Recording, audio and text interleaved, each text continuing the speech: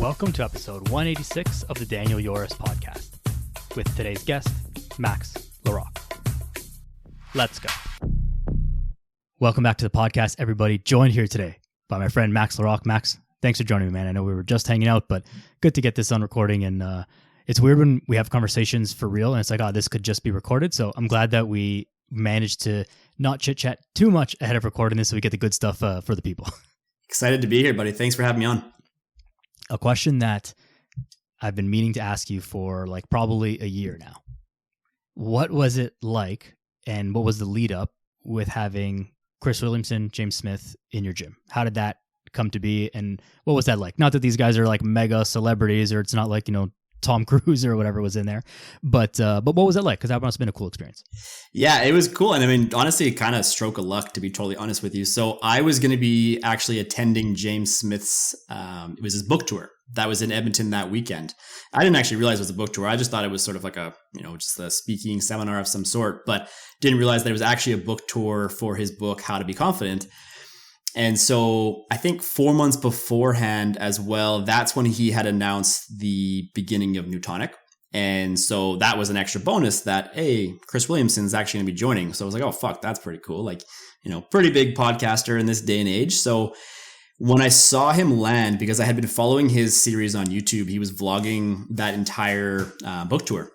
So when I saw that he was coming to Edmonton, I was like, fuck, I'm just going to shoot him a message and just see, like, you know, the guy probably gets literally hundreds of thousands of messages a day. He's over 1 million followers, and just see, I know he's a dog guy. I know he's got a dog at home. And so I baited him in with my dog, Lucy, because I sent a picture and I was like, hey man, this is my dog, Lucy. She's at the gym. Like if you guys want a place to lift while you're in town, like feel free to come on down. Truthfully, like I had zero expectations that, because I had sent him messages in the past to just questions and whatnot. But I mean, when you got 1 million followers, you know, three-quarters of what gets sent to you don't actually see. And he opened it. I was like, oh, fuck. And he was like, actually, yeah, I'd love that. Like, can we come on down? And then I was like, yeah, sure. Like, you know, I'm here right now. And then I never heard back from him. So I was like, oh, fuck, like kind of missed my shot. Like someone else probably fucking slipped in. Andrew Coates probably fucking slipped in there with a voice note or some shit like that. Which, funny enough, Andrew Coates then did ask me. He was like, how the fuck did you get him there? But then, so the next morning, I was walking Lucy, and I actually didn't need to be at the gym till 11. And James had sent me a message, and he was like, hey, buddy, we're like on the way. I'll see you in half an hour. And I was like, fuck, like, I wasn't ready. I had a shower, wasn't planning on being at work. So I like literally turned around and hopped in the shower and then went straight to work and met them at the gym. And then, yeah, lo and behold, they came. He dropped me off some Newtonic at the gym. They came for a workout. I ended up getting myself into his YouTube video, doing some curls beside the two of them, trying to flex on them, just trying to get a little extra clout since they were at my gym.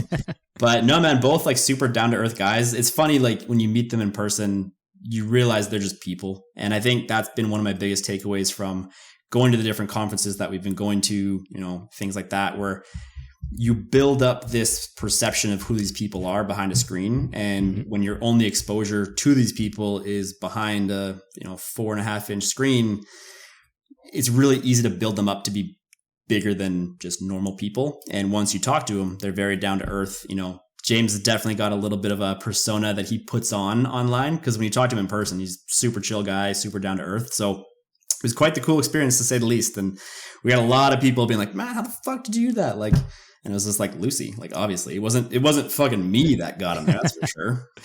There you go. Well, that's how I saw it. I was watching the video and I was like, hold on. Like when the camera panned over or whatever, I was like, hold on, I know that guy. So that's pretty cool. Yeah, they came to Toronto as well. And I had the same experience. Like, you know, you chat to them for like 2 minutes, but same as these conferences, like all these people are just regular people. And I think the fitness analogy, to make this less about you and I in our own profession, is like the people who you look up to, even if they're super fit online, whatever, they're just regular people. They're not special. They're not magic. Maybe they've been doing it longer than you. Maybe, probably they use drugs that you're not willing or wanting to use. And there's like some differences, but really like anything that anyone else can do, you can do as well. And I know that sounds so cliche and like kind of cheesy, but when you meet people that you look up to, I think that seems to hit home a little bit more. And did you go to the book tour in Toronto? I did. And it was the same thing as you. I just saw James come in Toronto. I was like, I don't know what this is, but I'll go. Yeah. And then, yeah, same thing. Well, and that was one of Chris Williamson's things that he had talked about that night was, I've talked to some of the most influential people in the world, politicians, like you name it, celebrities. They're fucking just people, right? They all got their own shit. They all got, probably even more shit than you may know about. And it's just behind closed doors. And he had, I don't know if he said the same story about Jordan Peterson and the lick the yogurt thing. I don't remember it. So he was like, there's nothing more humanizing than watching someone lick the yes. lid of a yogurt. And I guess it was one of the first times he was going to have Jordan on. And this was during COVID, so it was going to be over Zoom or whatever. And Jordan Peterson was like, they were about to get all set up, and he takes his yogurt and he licks the lid of it. And that's when Chris was like, oh my God, like he's just a person. Like if I lick the same, yogurt lid, like what's different with him and I? There's nothing different. And it's just important to know that too, because it's easy to put people on a pedestal and act and almost behave differently around them because you think they have, the greatest lives in the world, but you just never know. Yeah, it's so true. And I mean, like, so I spent, you get a couple minutes to chat with them and whatever. And Chris Williamson, if anyone doesn't know who that is, pretty big podcaster, probably biggest after Rogan right now ish. And I just asked him some stuff about the podcast. Like, he's obviously had major success, but it didn't start out that way. It started off when he tells a story all the time where there were days and days and days where they had 0 plays, like not a single person listened. And I asked him, was there anything that you did that helped this take off? And he just said, honestly, no. Like, you just keep going. Kind of asked me what I'm doing. I said, well, I'm putting out 1 episode a week, every week, and haven't missed in 3 years or since I started. And that's it. And he's just like, yeah, well, that's it. That's the thing. And this is the stuff with fitness too, is like you ask someone who's super jacked, what did you do, man? Like, what's the secret? Well, keep doing the things for 10 years and, then come back to me and see what's up. And that's what's going to happen. So it's interesting to just, to hear these things. And we all know it, and we're saying this and we know this, but it gets reinforced every time you meet someone who's doing the thing that you kind of want to do. Totally. And it's his whole saying of like, the only thing that you need to do is the thing that you need to do. You don't need to read another book on the thing to do or listen to another podcast on the thing to do. Just do the fucking thing. And you're going to learn a lot quicker than trying to learn about something without actually applying it and doing it. Yeah, absolutely. Switching gears a little bit, but still on the topic of comparison to other people. Do you have any thoughts? And I know that you've been going through like just losing some weight and doing a little bit of a cut recently and posting about it and stuff, which is great. I've recently come across more people dealing with, and not saying it by name, but dealing with like body dysmorphia as a male. And I think in females, it's very well established. Like, we know this is a thing, and I'm not belittling it in any way. It's obviously a massive problem, but guys don't talk about it enough and don't recognize it for what it is. Now, the difference between a diagnosed thing versus like just hating the way you look and taking extreme action to change that is different, and we're not here to like argue or discuss that. But do you have any thoughts around that? Is it something that you go through yourself or that you see through your clients? Any insights that you can give us on that? Yeah, I mean, body dysmorphia, again, not necessarily clinically diagnosed by any stretch, is something I've dealt with since I was a kid. I mean, I've been in the gym since I was 14. I started training for hockey at a young age, and I'm now 34. So I'm going on 20 years now of living a quote unquote healthy and active lifestyle. And I would say from the ages of 17 to 27, it was very destructively healthy, in a very sort of self-hating type of way.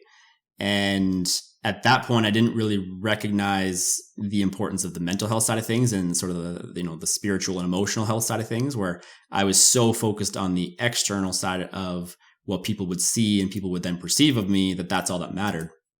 And I actually made a post pretty recently opening up about my body dysmorphia and sort of my feelings around it. And I truly do believe, and I mean, this is a theory of mine, it's a subjective theory for sure, but I truly do believe what you see on the outside is how you feel about yourself on the inside.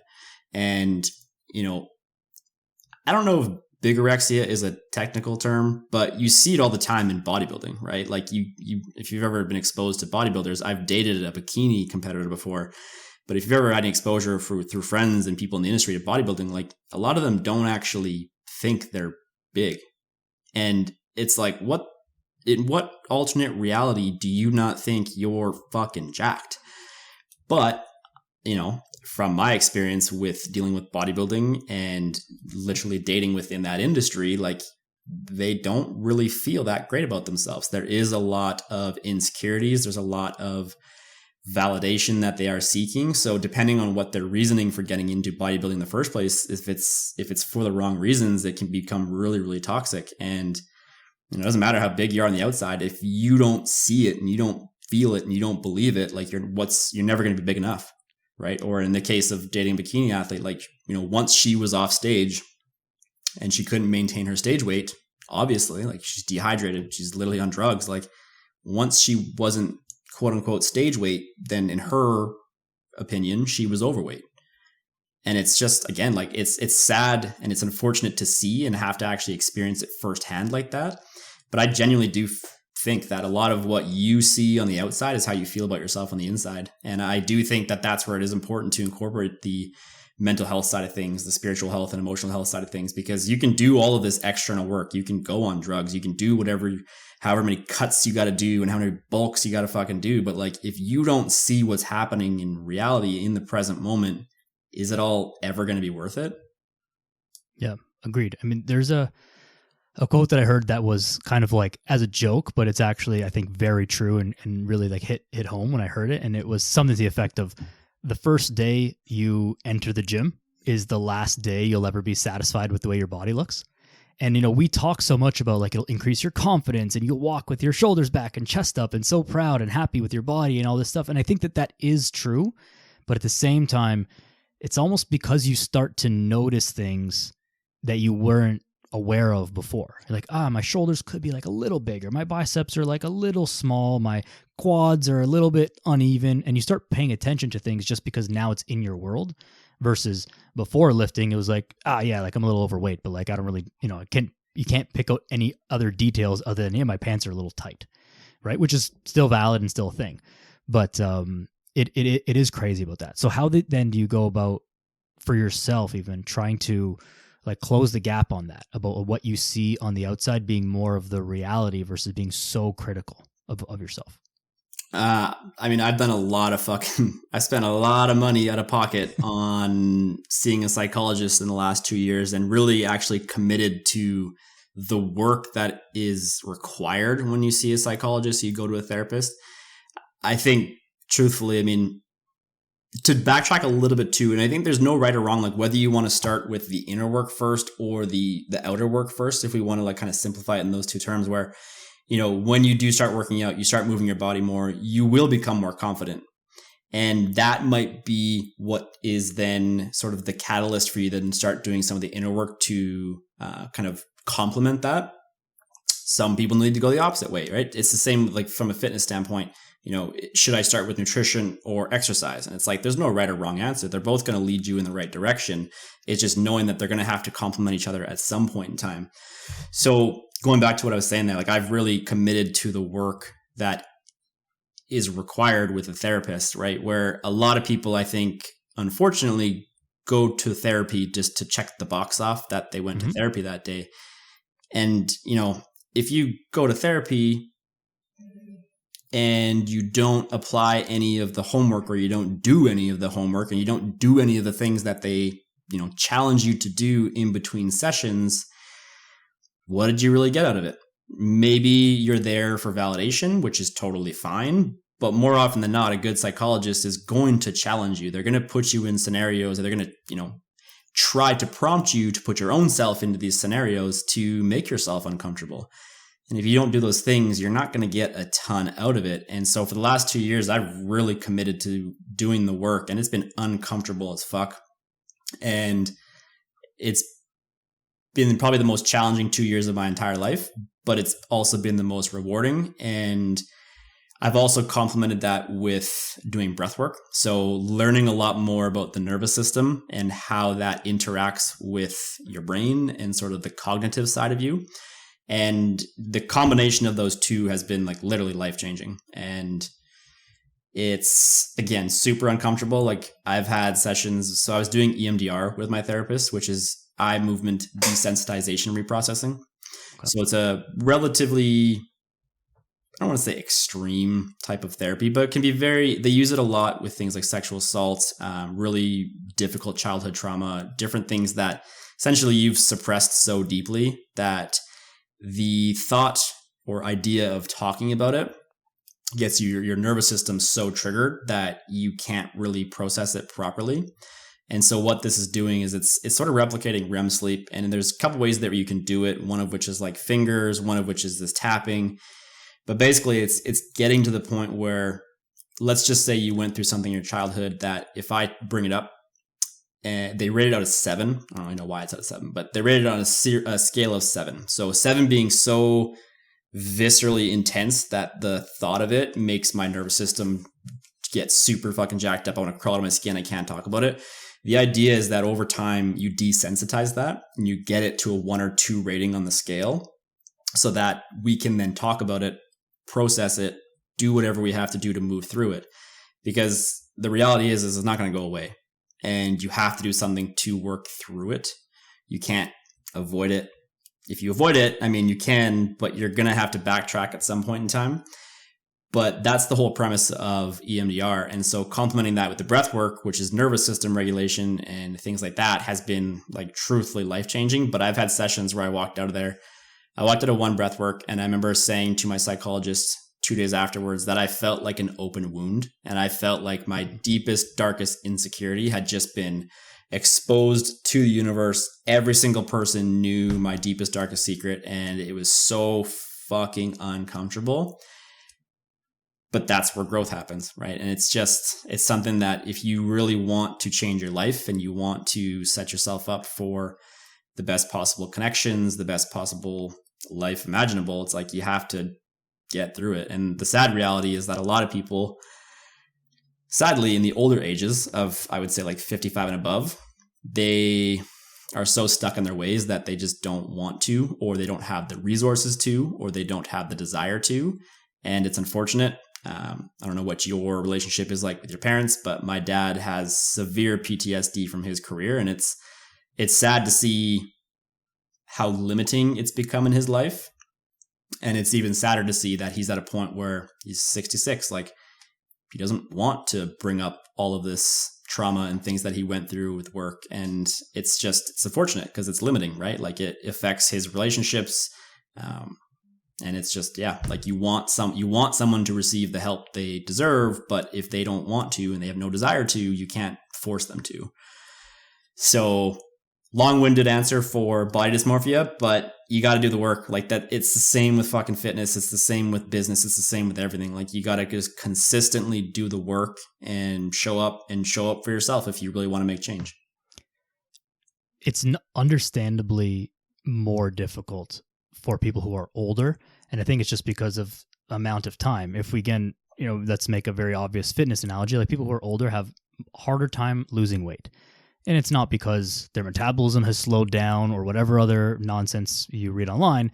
It's just because, I like having my cookie every night because I've done that every night for the last 30 years. And so trying to change that is a lot harder than if you're in your 20s or 30s.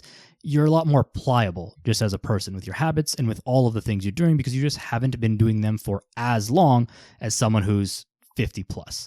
And so this is why I think people like us are such big advocates of like, hey, I know that these things, whether it's, inner work, something in your psychology or your fitness or whatever, they may not be that much of like a roadblock or, things might not be that bad for you right now.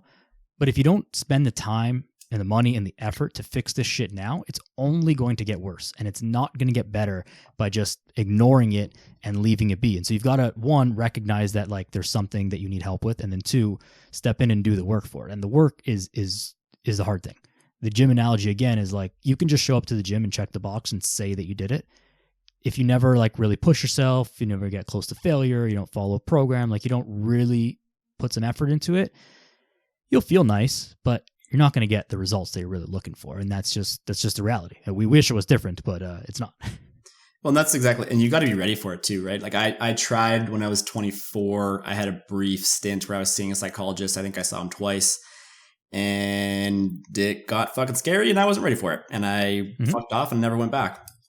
And I think like the older you get, the more set in your ways you get. And it's tough. Like even from a neural standpoint, the wiring of your brain, like if you've wired it so fucking tightly over 50, 60 years, like it's going to take a lot of work to unwire that. Not to say that you can't, but it's going to take a lot more work. And it's just like undoing lifestyle habits, right? If you've only ever walked 3,000 steps a day and at the age of 60, you're like, I got to walk 7,500 fucking steps. Like there's no way. And it's like, there is a way. You just got to find the right way of entering into that. And like the sad reality too is with my dad's generation, for lack of a better word, from a male standpoint, you don't fucking talk about your feelings. You are a pussy if you talk about your feelings. And it's like, that is such a bullshit fucking mentality to have, because it's not the case at all. Like you're supposed to, as a human being, experience all of the different varying emotions, the uncomfortable ones, the comfortable ones, the joyous ones, the fucking miserable ones. Like you're supposed to feel those. You're not supposed to just drink those away, smoke those away, in this day and age, disassociate with your fucking cell phone. Like you're supposed to feel those things. Like the negative emotions that you're supposed to feel as a human being allow you to really appreciate the happier and the lighter and the more joyous emotions as well. Because if you don't feel anything and you just numb yourself out all the time, I heard a really good saying where it's ignorance isn't bliss, it's deferred misery. And it's one of those things, right? Some people are more sensitive to their misery. Some people, unfortunately, will go their entire life numbing out and being pretty fucking miserable. And it's funny because I used to think like, oh, like being, ignorance is bliss. Like it would be so nice to just not give a shit. And it's like, fuck that. I'm 34. I'm sensitive and I'm very aware of my sensitivity. It definitely comes with the ADHD side of things as well, as I'm very, very sensitive to my environment, sensitive to energy, sensitive to different people. And you just kind of have to embrace it, because I numbed that out for so many years in my addiction to cannabis and in my alcoholism. And I'm just thankful that I was so sensitive to my own bullshit that I actually recognized that at the age of 30 instead of being 50, 60, 70 or never. Because again, the sad reality is a lot of people drink themselves to death, or they eat themselves to death, or they smoke themselves to death, or they actually just take their own life because they are so miserable. And sometimes I think my sensitivity is working against me, but I think the more I start to embrace it, I realize that my sensitivity is actually a superpower, and that's what allows me to relate to people on a very, very personal level. It's very interesting that you mentioned that, because it comes in waves, but I've been seeing more stuff, maybe it's just in my feed, about like the Stoic philosophy and using that as a framework. And personally, I like it, but I think that the way that some people implement it or discuss it is, now I'm not an expert on Stoicism, so I don't know if it's right or wrong or whatever, but like my interpretation of it is that it shouldn't mean that you don't experience feelings of up or down or anything else. It's kind of like you should just try to not make them control you, where you are proactive to your feelings, you understand them, and you don't have outbursts within reason. Rather than just, ignoring them completely, and then eventually it bottles up and you have this massive explosion or implosion. So I don't know where I was really going with that, but like that's just the thing that I've been seeing more often, and I'm not sure that like there's always a middle ground in these things, right? Sometimes our parents' generation was like, don't talk about your feelings, you're a big pussy, and then it swings back to like, everyone is like, talk about your feelings every 5 seconds, and like whatever you feel like, just let it happen. And I don't think either of those things are right. And so we could try to find that middle ground where it's like, I think we can recognize our feelings, don't let them control your life, recognize them for what they are, and then like use them to your advantage and experience life. But you have to be in control of your life as well. Totally. And it's like, is it stoicism or is it just suppression? Right. And like you said, Right. It's kind of finding a middle ground, because quote unquote true stoicism, or like you just let everything roll off your back, where it's like bull fucking shit. Like bull fucking shit is anyone actually just letting anything just completely roll off their back like that. Where again, like what is the maladaptive coping mechanism that you're using behind closed doors that you may just not be saying, right? Oh, you do have a couple drinks every night. Oh, that's weird. That's interesting that you are a stoic person, but you drink every night. Because I would think that if you were truly stoic, you'd be able to sit with your feelings, the uncomfortable ones and the good ones, a little bit more in a sober state of mind. So it is tough, but at the same point too, not every fucking feeling needs to be validated, at least extrinsically. Like if you can't intrinsically validate your own fucking feelings, that's arguably like that's the total other end of the spectrum. And both, to your point, like both don't really work. That middle ground is where you want to be. Because the people who need to air out absolutely everything, and it depends. It's no one truly knows the intention around why someone is airing things out.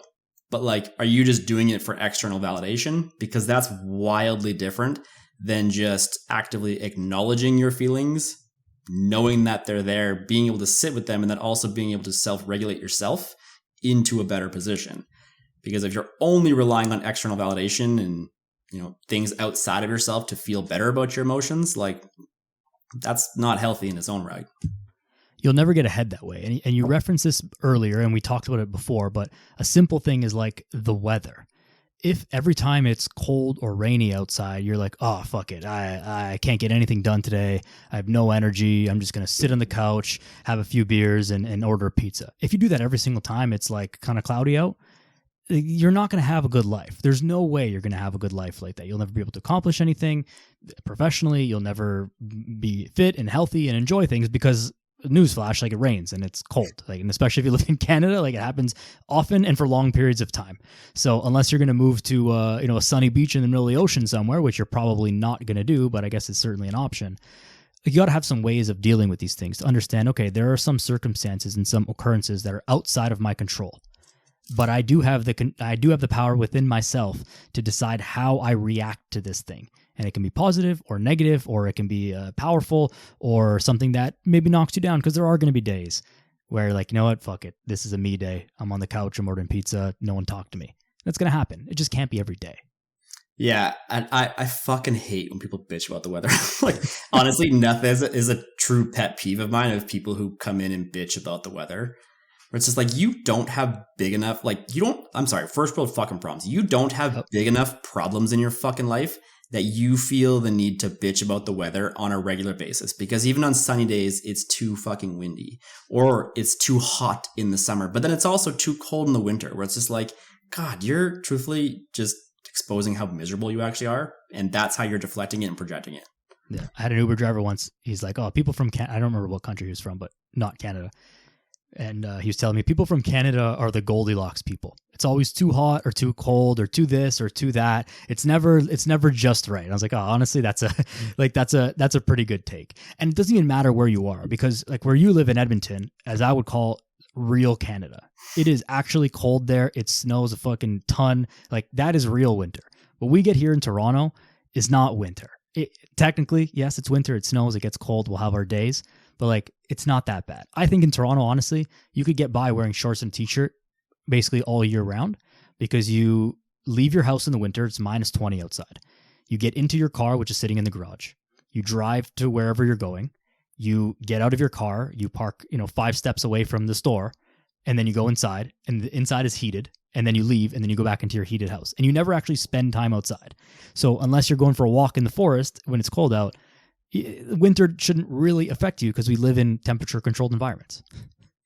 Yeah. I mean, I moved to Edmonton from Ontario, and I mean, apparently it's gotten colder there since I moved from there 20 years ago. I remember the one sort of distinguishing difference was the difference I'd say it's gotten less. It's gotten like, I've always lived here. As I can remember being a kid, it was colder in the winter and it used to snow more. It doesn't snow that much anymore. Well, see, and I loved winter. I was only there for 3 years, from grades 4 through 7. And I loved winter there because we used to get snow days all the time, because we'd get like fucking 10 feet of snow, but it was only like, minus 15 to minus 20, which seemed pretty reasonable.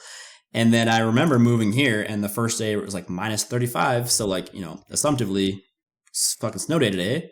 Nope, buses are start running. And it was like, what the fuck is wrong with these people? But I get like people are sensitive to temperature change difference from like the humid cold versus the dry cold. I don't know. Like I think as a kid, maybe I was more well dressed and just more adapted to it, but I loved the winter in Ontario.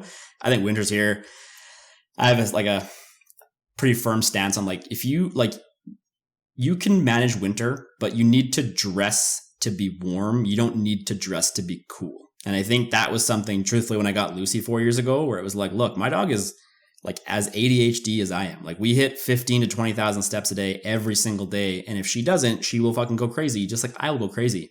But like when it's minus 40, like you don't dress to be cool. You put on 3 different layers. You put on the balaclava. You put on like everything that you need to put on, and you can make it work. It's just a matter of like getting over your own insecurity, and you don't need to look cool when you're walking outside. Yeah. It's like, oh, I can't go for walks in the winter. It's like, well, they have this great invention called a winter jacket, and you can use that and you'll be warm when it's cold outside. It's crazy how that works, you know? Yeah, I mean, again, as someone who's an avid walker, I think people who don't hit their steps in the winter is a complete fucking cop out. Yeah, it is. It is. And like, I understand it. I understand where you're coming from, but it's like going back to doing the work. If you want this thing, like there's a very easy solution. It's suck it up for 5 seconds and put a winter jacket on. This is not an insurmountable task that like, oh my God, I can't walk. You could even just buy a treadmill in your house or one of those walking pads. They're not very expensive, a couple $100. Like there are very easy solutions to most problems. And I've kind of come to this realization, and this will sound snobby, but if a problem can be solved with like under $500, it's not a real problem. You just have to like get over yourself and spend the money or spend the time or whatever. Like again, if you can't go outside to walk, spend $200 on one of those walking pads off Amazon. Problem solved. This is not a real problem. You're just not doing even the bare minimum to solve it. And just be honest with yourself if you don't, right? Like if you don't want to, right? Like, clearly it's not as much of a priority for you as you say it is, because if it was, you would do something about it. This comes up with clients all the time, and I'm sure it comes up the same for you. It's like the way that I phrase it is you have to be willing and able to do this thing. It's great that you want to get a shredded 6-pack. Awesome. I'll coach you through it. Like, let's do it. Here's what you got to do. If you don't think that you can do those things in this time frame, that's fine. You don't have to get a shredded 6-pack. You just said that you wanted that. But if you can't do the things to get there, well, then we've got to change the goal or change the time frame or change the plan. Something's got to give, because we can't just want the top and not be willing and able to give anything but a top level effort. And that's why I also say willing and able, because sometimes you genuinely are, but there's like legitimate things in your life, time constraints, family, work, whatever, that you just can't get around. The saying of like, we all have the same 24 hours in a day, pretty much nonsense, because like everyone's got shit going on. You can certainly reprioritize things and whatever, but there are some legitimate constraints that you just can't get around, or it's just not worth it to you. You're going to miss every single one of your kids' hockey practices so that you can like get shredded. Like, give me a break. You know, like that's not a real trade-off. You shouldn't be making that trade-off kind of thing. Well, it's like the discussion of like excuses versus reasons, right? Like, is it an honest excuse, or is it like, do you have a valid reason for why you can't go to the gym that 5th day of the week? And if it's a valid reason, then 100% just own that. And I think in terms of clients, like managing their expectations is such an important thing to discuss early on in someone's health and fitness journey, because you need to be willing to do the sacrifices, like especially going back to the very first question of like comparison, where it's like, okay, so you're comparing yourself to this top, 1%. Do you understand the sacrifices that come with that? Because if you understand it and then you aren't able to replicate that, don't expect the same fucking results, but be okay with that. Because the more you strive for that, if you're not okay with it, like you're just going to be really disempowered and disheartened really quickly on this journey, and you're probably just going to fall off track. So if you can manage your expectations accordingly, it's going to be much easier to stay on track for a long period of time. What are some of the ways then that you help people to manage their expectations? And if you have a way of like ranking things as far as these are the big levers that we need to pull, these are the most important things, this next thing is maybe less important, but we'll get to it if we can. Do you have a way that you sort of organize that roughly in your head for clients? Yeah, even in my client intake, like my biggest thing is like, you need to give me 3 whys before a what. And that's 3 really non-bullshit surface level whys. So even if someone's like, yeah, I want to lose 10 pounds, it's why. Like, no one just fucking wants to lose 10 pounds to lose 10 pounds. And if you give me certain bullshit, like arbitrary reason of like, well, I just like, I'll feel better. Like, fuck right off. I've seen many people lose 10 pounds and not feel better. Why do you want to lose 10 pounds? And then once you start to dig a little bit more, they start to do a little self-inquiry, and it's like, you know what? I do want to I want to actually be able to keep up with my kid at the park. I want to be more physically capable. I want to do these things. And once you start getting to the true whys, it's easier to pull back on those when it gets hard. Because especially when people come in the program and they're, I'm so motivated right now. I'm like, for fuck's sakes, like I'm going to be dealing with this one in like 2 to 6 weeks where you're just relying so much on motivation. Like motivation is one of the most fleeting things in the world. I think it's Mel Robbins that says like motivation is bullshit. And it is, right? It can be a great catalyst to get things started. But if you're relying on motivation to keep you doing the things that you need to do, it's just never going to last. So when that motivation dissipates, then I pull back with a why. Oh, hey, remember how you said you want to do this and you wanted to be able to run a 5K to inspire your kid and blah, blah, blah, blah, blah. Like that's going to be an impactful enough why that's going to get someone to get back on track. And it doesn't mean it's going to be easy. None of this shit's going to be easy, but it's going to be a much stronger reason for them to get back on track as opposed to, I just want to see 10 pounds down on the scale. It's like, okay. And then what? Like, it's like, why is everyone's weight loss goal such a nice round number? Like, right? How do you know what will happen when you lose 10 pounds or 20 pounds or 30 pounds or whatever?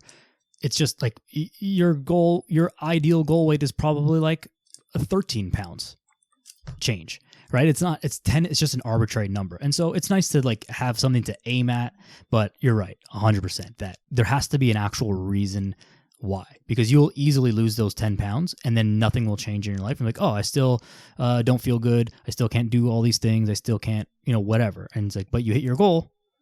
Should have checked the box, right? But it doesn't. There's another, I think it's maybe from Hormozy quote, something to the effect of like, you have already achieved things that you once said would make you happy and you're still not happy with them. So like, what's up with that? And I think that that's two parts. One, not being grateful for what we have done, but two, it's incorrect goal setting. Yeah. You set a goal of losing 10 pounds, but that wasn't really the thing. The goal was to be fit enough to play with your kids at the park, to fit into certain clothes or whatever, like something more tangible and real in your life. But it's hard to figure that out. Well, and that's where like the self-inquiry and the self-awareness has to come from that too, right? Like spend a weekend just like sitting with yourself and like ask yourself these questions. And I tell people like in the consultation, I'm like, I don't want your fucking answer right now. Because truthfully, the answer you give me right now is going to be bullshit. Like it's going to be some surface level thing. And it is funny to your point. Like I've never heard someone say like, I want to be 163 pounds. It's always like I'm 160, 150, 140, whatever the number may be. It's always this hard set, even decibel number where it's like, again, are you really going to be that much happier? And are you really going to think your self-worth is going to somehow magically just skyrocket when you see that number? Like it's not. You have to attach a feeling to that number, if anything, right? And again, it can be a great it can give us a trajectory to work towards. It can give us things that we can objectively target in terms of your protein, in terms of your calories, the amount of movement you need. But again, what feeling is going to come when you see that 150? Like, what about that number specifically is going to make you feel X way about yourself? What are the other measurements that you use then to help people evaluate these things and point them in the right direction so that we know that we didn't exactly hit 150, we're at 154, but like, things are great? What are the measurements that you personally use? So I always try to get my clients to list as many tangible or objective positives in their life as possible, because you run into this all the time too, where the client's hitting their protein intake consistently, their fiber, their steps, their workouts, all these different things consistently, but the fucking scale's not going down. And it's like, holy fucking hell. Okay, like, are your steps getting easier? Can you get out of bed easier? Are your strength numbers going up? Are you having better fucking sex? Like there is are your inches going down? Is your clothes fitting differently? The outfit one is actually a big one that I've really leaned into in the last 6 months, where in that same consultation or in that same intake, I'll say like, we all have that outfit. We all have that shirt. We all have that dress. We all have those pants that when you're fucking feeling yourself and you put it on, you're like, shit, yeah, like feeling good right now. And then when you're not feeling so good in it, And so I get people now in their intake, there's the body weight component. If they're okay with it, I do a lot of life coaching. So some of my clients just aren't okay with the scale at this point. So it's not something that they need to. It's not a requirement. I think it's very helpful data, but to each their own. So I take inches, pictures, and then I say it's the outfit. And the outfit for me has been one of the most helpful ones that I've introduced in the last 6 months, because it's just such an instant thing. Like when you put on the shirt after 6 weeks, you're like, holy shit, okay, like the scale hasn't moved, but like this shirt that was uncomfortably tight on my belly, all of a sudden it's not. Or these pants, like, oh my God, it's my belt's 2 notches down. And there's things like that that can be really, really helpful for people who do struggle to see past the scale. It's like, and I think I made a post about this last week, like, I don't fucking care if the scale isn't moving. Because if we have these 10 different things that we can measure as progress, and 6 or 7 or 8 of them are improving, but the scale isn't moving, I don't give a flying fuck. And truthfully, if you can't celebrate those 8 things that are changing in a positive way, and you're only going to maximize the one thing that's not changing, you're probably doing this for the wrong reasons, if I'm being blatantly honest, and you're probably not going to last in the long run. The outfit thing, to make this full circle a little bit, I think it helps bridge the gap between the way that you see yourself versus the way that you think the world sees you, because people attach the number on the scale to like, as if it's like on their forehead, and like everyone can see like, oh, I weigh 165 pounds. Like, what a fat ass. Like, no one knows your weight and no one can tell your weight, right? Like, it's impossible. But you think of yourself like that. But when you put that shirt on or that dress or whatever, and like, oh, now it fits, it's real, because you know that the shirt didn't change sizes. It didn't shrink or get bigger or something like that. You know that objectively, even though the scale didn't change, even though you saw progress in your progress photos, but you didn't really agree with it. Maybe just, Max is just firing me up because I pay him. It's like, you can't lie about the way that the clothes fit you. They're never going to lie to you. And so it makes it tangible, and it makes it a little bit more real. And you can't, I don't know how you can convince yourself out of that, right? Well, it marries those things. And truthfully, like going back to the body dysmorphia standpoint, like that's why pictures are great. And I think in the long term, they're some of the most like powerful things to look back on, especially after a year, 2 years. But like if you suffer with body dysmorphia to any degree, like when you look after 6 weeks, after 12 weeks, you may not see any of the changes in front of you in these pictures. But when you have that difference in outfit where, like, again, the shirt didn't get fucking bigger, like clearly things are changing. And, I might see the changes in your pictures because I don't look in the mirror every day. I don't look in the mirror and see myself every day and shit on myself every single day because the changes aren't happening. So that's why like pictures are something that I do get clients to do, because I'm like, look, if you actually follow through with this goal, in 6 to 12 months, 24 months down the road, you are going to be so fucking happy you took these. And truthfully, if you do follow through with these and you didn't take these pictures, you're going to be so fucking upset that you didn't. And I've seen it countless times before, and I've heard it.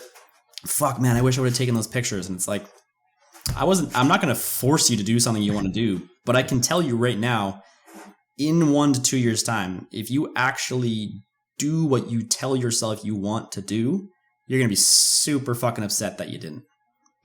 I think every trainer has gone through this with clients. Yep. Nobody wants to take them. No one likes taking them, and we don't like asking for them to make this complete.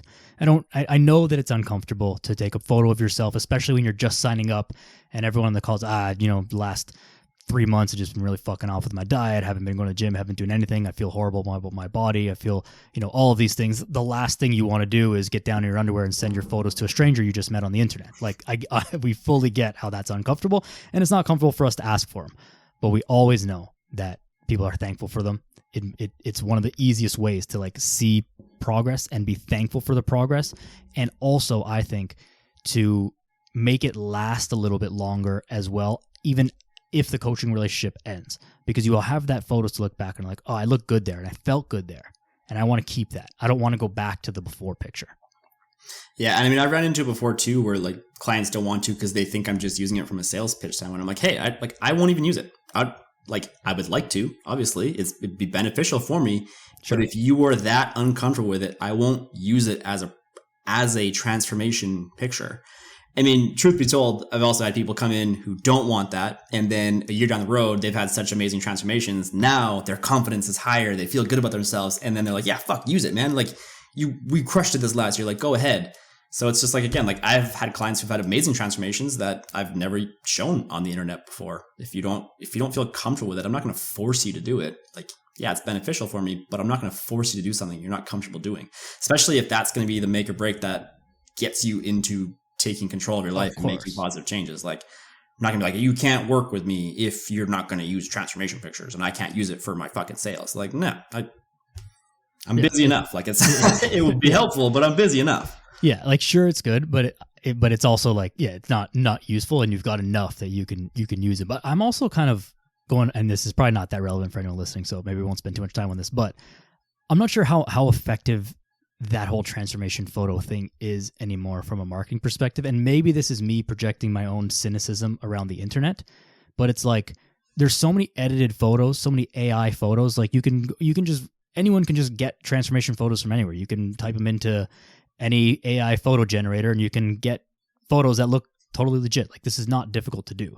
And so I'm not sure how much people trust them anymore. Like I wouldn't trust them from another side. Say, oh, look how many transformations this coach has got.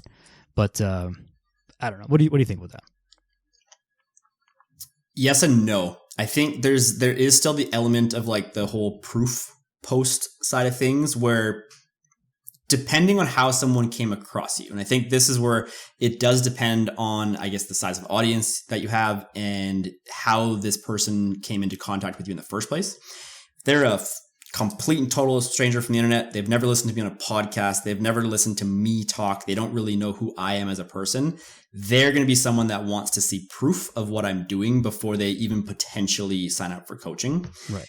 One thing that I always do is that with my transformation pictures, I actually get the client to write a testimonial. And I actually think the picture will lure somebody into reading the caption. And if they then read a really heartfelt testimonial of like, you know, the changes that the two of us have made in the last 6 months to 12 months, whatever the time frame may be, the impact that I actually had on their personal well-being, like that, in my opinion, is enough to push someone over the edge to reach out and book in that free consultation. But I think it depends on, again, like the trickle down effect of where they came in from. I know that's the beauty. I'm sure you've ran into this before too. Like, you know, podcasting or long form content in general has a much higher conversion rate than social media. Yeah. Like the majority of my clients have come in either through referrals, which I'm huge on in both in-person coaching and online coaching. I've been doing this for 15 years now, so I've established a pretty good network in the Edmonton area. Even to sidetrack really quickly, like because I was an RCMP kid, I've lived all over Canada, which has actually benefited me quite a bit because I have clients in Manitoba, in the Northwest Territories, kind of all over because of the fact that I've lived in those areas. But it's, you know, long form content. Like if you're willing to listen to me talk for an hour on my podcast or your podcast or whatever it may be, like you're pretty invested in what I have to say and also who I am as a person.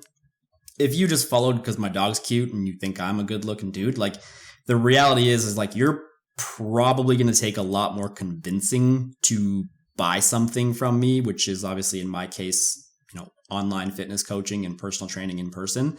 So that's where proof pictures can come into play to some degree. But I definitely think it's like, again, a bit of both, where they came from, you know, what are their intentions.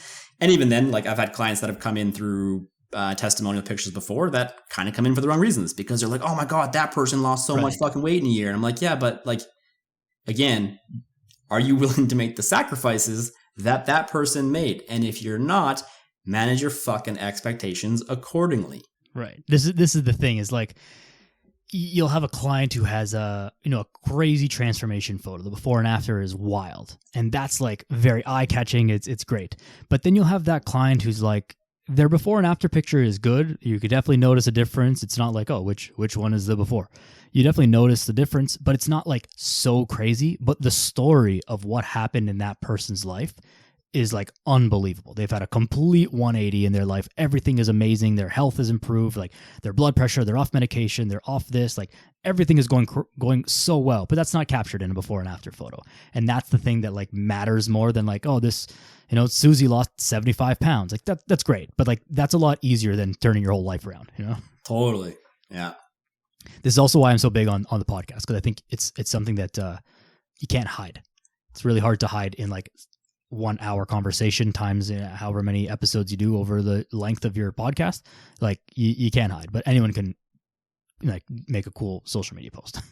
Yeah. And I mean, I don't know. I think like podcasting is such a good way to learn about yourself too. Mm-hmm. Like I think that's one of the most underrated and potentially undervalued things that comes from podcasting and or long form content in general. Last year, I did a series on YouTube of like 75 days of daily vlogging. And man, like that was some of the most transformative work that I've ever actually done, because it's like when it comes to self-awareness, like when you have to edit yourself every single fucking day, like you really learn a lot about yourself, because essentially it was like a visual diary of my day. And every single evening, and this was I did it as a way to basically keep myself accountable from a sobriety standpoint. And so it was super helpful because then it occupied many hours a day in doing so.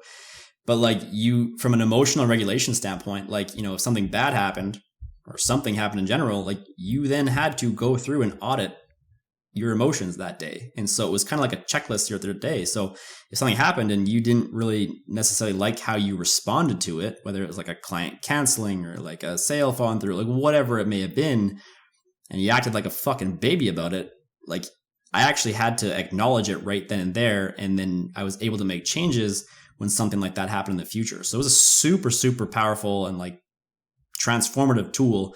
And that's why I recommend most people to actually just try it for a little bit. Like I think even just self-expression in general is very underrated when it comes to just self-growth, because it's like if you don't talk and you don't write and you don't express yourself in some way, shape, or form, like it's hard to really know what is actually going on up here. And I mean, I'm glad I experienced it and I'm glad I experimented with it.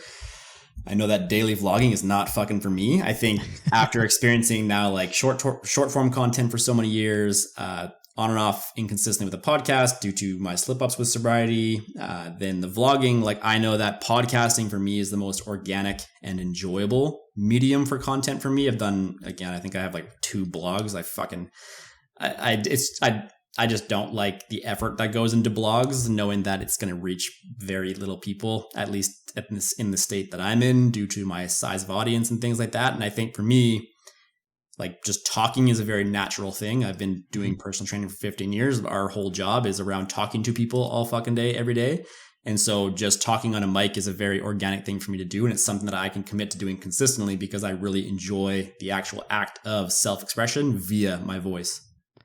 This is a good just segue into bringing it back to fitness a little bit, is finding the thing that does work for you. Yeah. Like in the business world, like, you know, we were both at that conference. There's no secret to, you could do podcasting, you do YouTube, you could do short form, written articles, whatever. All of the shit, it all works. Everything works. Same as fitness. You want to do lifting, you want to CrossFit, you want to do running, you want to do whatever your insert fitness thing here.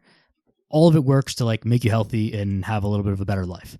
As far as like very specifics, you want to be a great runner? Well, you can't just do Olympic lifting and not run. Like that, that doesn't work, but really everything works, and it's just finding the thing to stick to it. But I think bigger than this is finding a way to keep yourself accountable.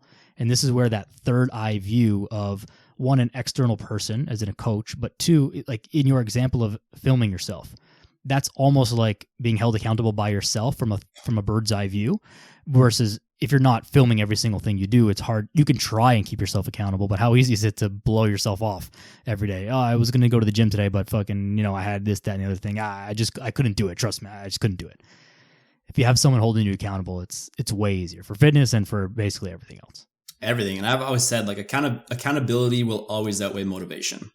Mm-hmm. And I say this with clients too. I'm like, I don't give a fuck if you're not motivated to hit your numbers this week. Like, I'm going to be checking in with you every Thursday and Monday, regardless of how motivated you feel this week. I'm checking in with you because that's what you're paying me to do. And the likelihood of you being successful in the long run is much higher because you know you have that consistent accountability on your journey, especially when shit gets hard. Like, shit's going to get hard. It's the reality of life. Yeah. The way that I think about motivation now is it's so short term that it's like, I'll put on a certain song to hit this heavy set of deadlifts. That's motivation to me. and I don't know what the correct definition and all that stuff is, but like to me that feels like, all right, I just gotta get fired up to like do this set. I was gonna do the set regardless, but like, you know, this part of the song gets me fired up. But really it's just about like all of the other stuff. How are you motivated to go to the gym? How are you motivated to eat healthy and drink water and go to bed on time? It's like I'm not. I just do it. It's just a thing that you do. And you call it discipline and be a hardo, and I don't know what the right word is, but it's just something that you do. And this is why I've been so much more in this kick of like all the fitness stuff. It has to just become part of your life. It can't be a box you're checking. It can start like that, but eventually it's got to be like, hey man, this is just what you do. You just do healthy things because that's who you are as a person. And that's way more powerful than trying to get motivated every single day, multiple times a day. It's almost like in your case there, it's like the analogy of like using a song for a heavy deadlift. It's almost like a shot of adrenaline, right? Like if you kind of rely on motivation, it's like this little adrenaline shot that's going to get you going, but you got to keep going. The adrenaline can't just fucking get you through all of it. It's not going to work that way. Yeah. Yeah. It's like a car analogy would be like just giving yourself a shot of nitrous every time you need to do something. Like you're going to break down. You can't just be on revving on, you know, as high as you can for every single thing to do. You don't need to get that excited to order a salad instead of French fries.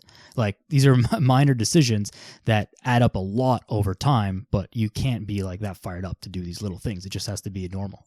Well, okay, this might be a random tangent, but I've been thinking a lot about this, and I want to record a podcast episode on this, but the relation to dopamine and someone's ability to stay consistent when it comes to nutrition and exercise as a whole, and individuals' over-reliance on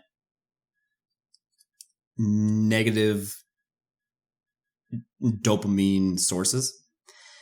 And so to your point of like, so I've been cutting for about 3 months now. I went through a breakup, had a slip up in sobriety. But while things have been on point for me, like I've been fucking dialed with my food. And one of the things that I've really started to think about recently is like how much of my ability to stay dialed is just because I'm chasing this feeling of feeling good. But a lot of it is because I'm eating chicken and beef and broccoli and rice pretty much every day. But the correlation of like how much is dopamine negatively impacting your life? And so especially for anyone who's neurodivergent, you know, ADHD, whatever it may be, like your brain, I don't know how much you know about ADHD in general, but like your brain already lacks dopamine, and the dopamine that it does have is quite weak. That's where if you look at medications like Vyvanse, Adderall, things like that, that's essentially what that's doing is it's helping to produce more dopamine. Oftentimes people who struggle with ADHD also struggle with substance addiction and addiction in general.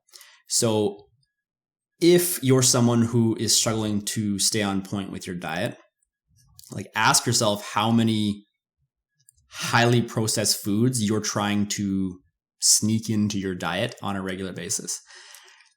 Have you read the book Dopamine Nation by Anna Lemke? I haven't. You should. It's a super fucking good book and one of the most like impactful and applicable coaching books I've read. It's not to do with coaching, but just understanding how people's brains work, especially people who are neurodivergent, where she uses a sort of like seesaw analogy. So when you have highly dopaminergic substances, which can be highly processed food, sugar, weed, alcohol, porn, social media, all these different things. So she uses this seesaw analogy that when you go into a super high dopamine state, when you wake up the next morning, you don't wake up at homeostasis. You actually go into this seesaw effect where now you're in this dopamine deficit. So if you're someone who's really struggling with motivation, in quotes here, ask yourself what types of behaviors you're doing after 5 or 6 p.m. every single night.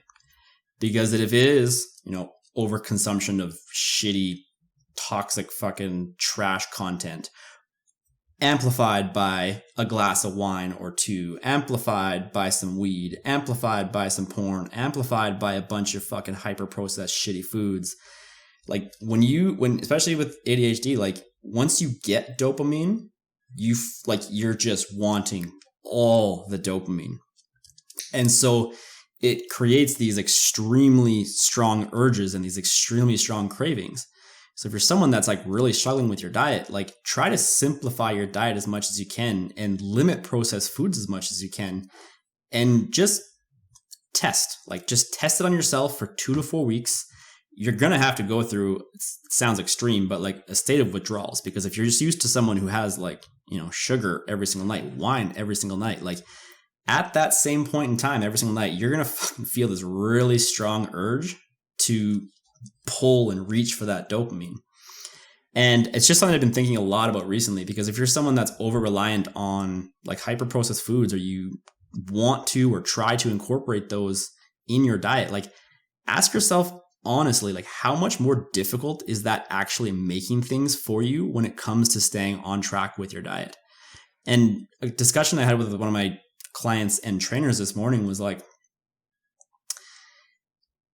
we forget in this day and age, like you're not supposed to be super fucking excited for all the food you eat on a daily goddamn basis. I'm not saying I'm going to ever take away your joy of food, but fuck me. Do you think I got a half chub going to eat my lunch after this when I'm going to have chicken, broccoli, rice, and like, no, I'm not.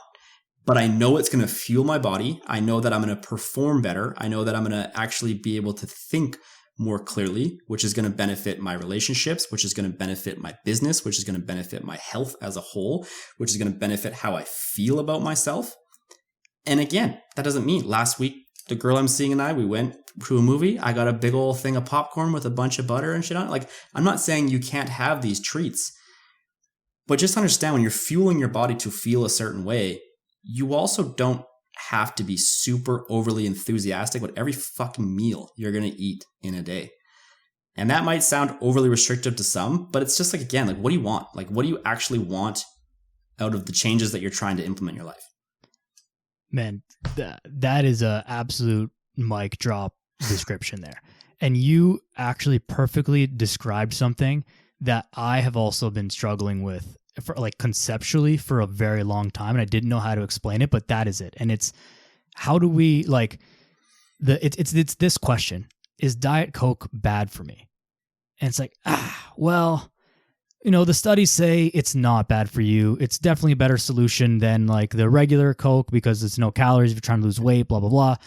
But I don't think it's a perfect solution, and you probably shouldn't have it all the time. And then it's like, well, why? Fuck. I don't know how to explain it, but that's it right there. It's because you just replaced the habit of having Coke with a Diet Coke. So yes, it's better, has no calories, fine. But you haven't fixed that habit. Like, why do you need the Coke every day? Why do you need a protein ice cream or protein cookie? If you're going to have it, just have the one that tastes actually good. And don't, like, why do you need that dessert thing every day? Why do you need all of these substitutes that are quote unquote healthier? Yes, they have their place and they're valid and whatever, but you're not replacing the underlying habit or the reason why you're grabbing for those things all the time. And that is probably more important than the improved calories in those things. So, man, that's fucking, yeah. It's infinitely more important. Like, and not to go down too much of a rabbit hole, but like, as someone who's struggled with addiction my whole life, like a large part of the work that I do with my psychologist is like, what is the urge that comes up when you go to reach for that cookie or that drink or that smoke? Like, what is it that's driving that urge to disassociate, to numb out, to whatever it is that you're doing? And like, that's where all the answers lie. Like, if you can sit with that for long enough and really, really, really get to ground zero with like, what is this urge? Like, why don't I feel like that I'm worthy of XYZ? Like, what is it, the urge that's prompting that? And like, just the sobriety and cravings thing in general, for me, it was like this kind of eye-opening thing that 2 weeks ago where it's like, like, again, I fucking crave dopamine like anyone else does who struggles with ADHD. And one of the things that's been the most helpful in the last 5.5 weeks of my sobriety is the fact that I'm really limiting my exposure to highly dopaminergic foods. Because if I have too much of that, I'm just gonna fucking crave more. And I know that from my own self-sabotaging behaviors over 15 years of being an addict, like, I'm going to slip up and I'm gonna go reach for that thing that's gonna give me even more dopamine. even more dopamine, even more dopamine. And it's a fucking vicious cycle. And I've been through it many, many times, but it was just really eye-opening 2 weeks ago to like sit with that and think about that and like the correlation of dopamine and just how much it is affecting you or not affecting you.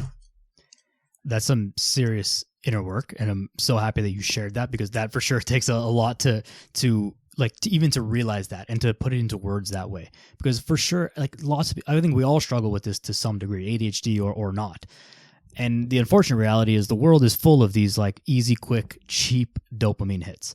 They're everywhere and it's very hard to get away from them. But this is why the basic things that sound so boring that everyone has heard me say 5 million times, going outside, spending time in nature. There's not flashing lights and all crazy stuff. Like there's some birds chirping, the wind blows through the trees.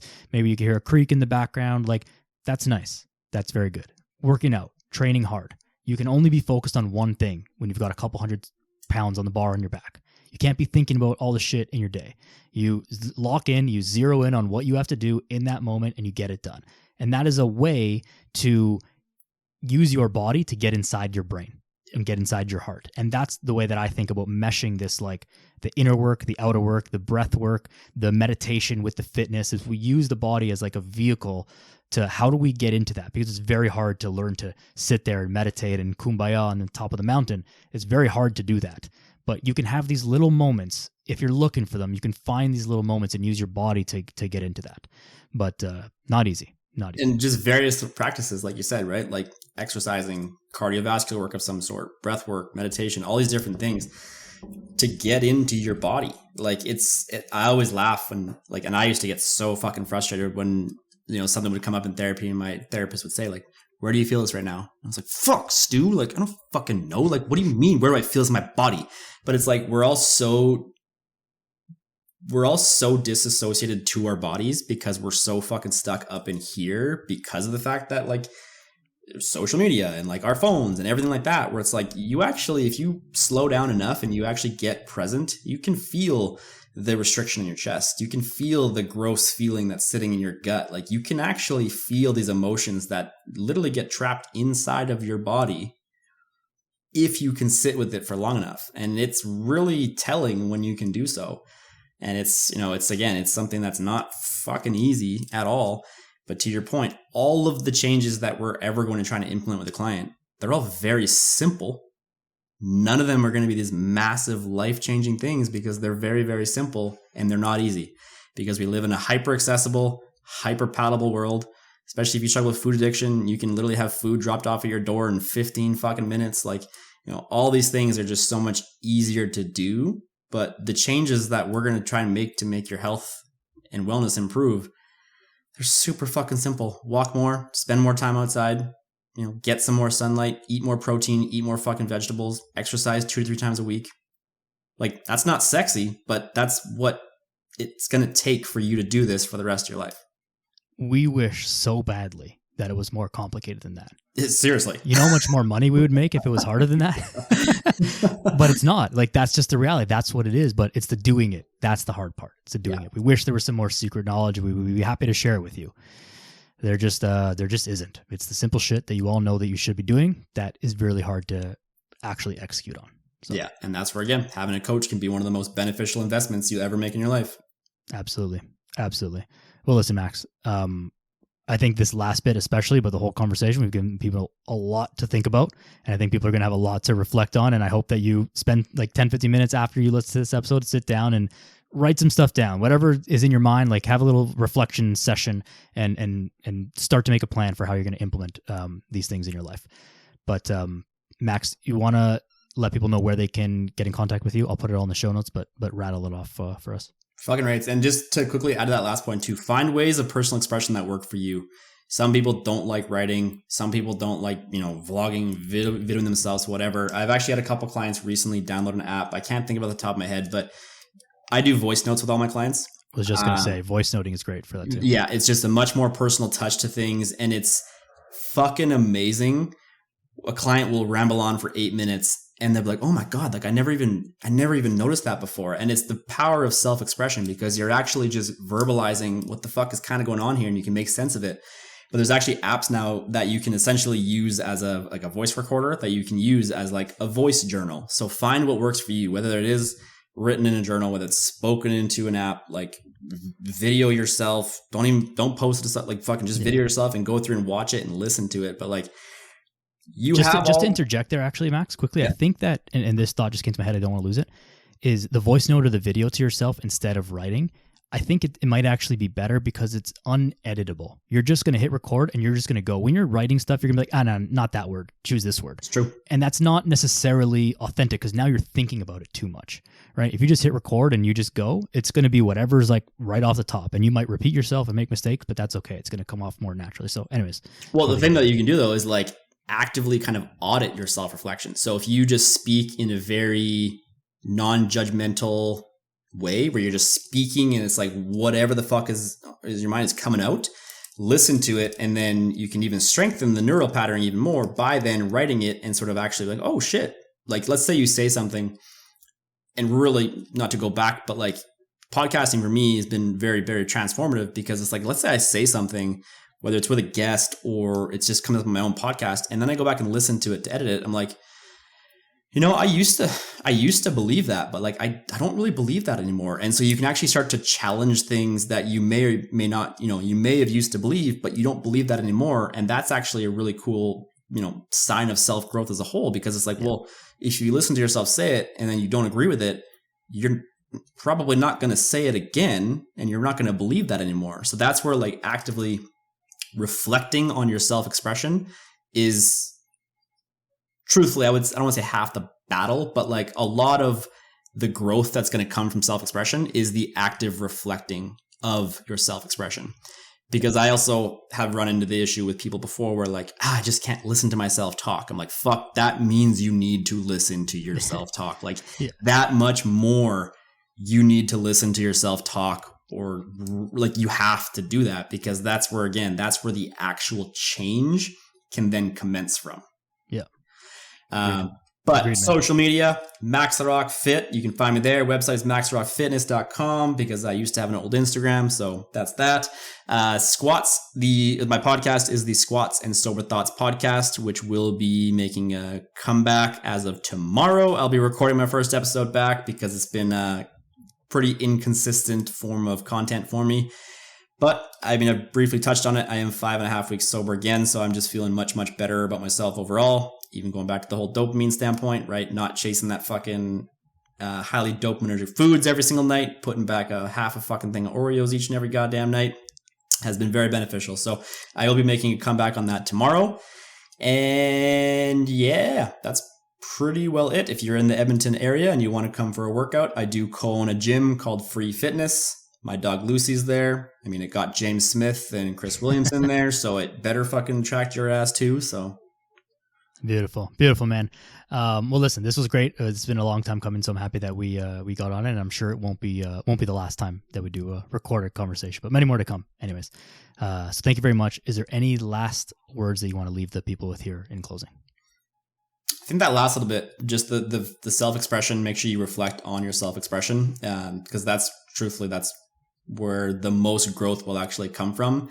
And if you do feel this like visceral discomfort listening to yourself, listen to yourself that much more. That's where the biggest changes in your life will arguably come from. Well said, man. Well thank you very much. Thank you very much, everyone, for listening as well.